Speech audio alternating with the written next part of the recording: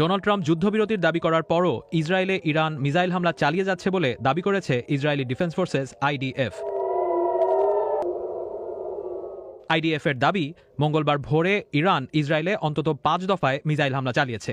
ইসরায়েলের জরুরি সেবা বিভাগ বলছে, ইসরায়েলের দক্ষিণাঞ্চলে ইরানের মিসাইল হামলায় অন্তত 3 জন মারা গেছেন।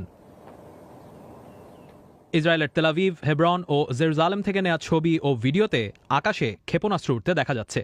ইসরায়েলি সেনাবাহিনী সেসব শহরে বাসিন্দাদের নিরাপদ স্থানে সরে যেতে বলেছে।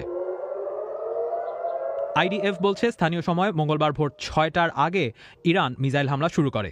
ওই হামলার কিছুক্ষণ আগে ইরানের পররাষ্ট্রমন্ত্রী আব্বাস আরাকচি এক্সে করা এক পোস্টে উল্লেখ করেছিলেন যে, স্থানীয় সময় ভোর 4টার পর ইসরায়েল যদি আর হামলা না করে তাহলে ইরানেরও পাল্টা হামলা করার ইচ্ছা নেই।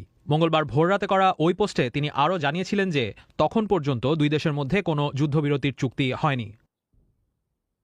এই পরিস্থিতিতে ইরানের রাষ্ট্রীয় টেলিভিশন IRINN মঙ্গলবার সকালে যুদ্ধবিরতি চুক্তি হয়েছে বলে ঘোষণা দেয়। খবরে দাবি করা হয়, কাতারে চালানো ইরানের হামলা সফল হয়েছে এবং যুদ্ধবিরতি ইসরায়েলের ওপরে চাপিয়ে দেওয়া হয়েছে।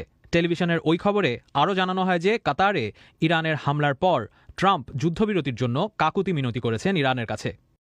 তবে ট্রাম্প তার পোস্টে দাবি করেছেন যে, ইসরায়েল এবং ইরান প্রায় একই সাথে তার কাছে এসেছিল এবং শান্তির কথা বলেছে, যদিও ইরান বা ইসরায়েল কোনো পক্ষই এখন পর্যন্ত যুদ্ধবিরতি মেনে নেয়নি।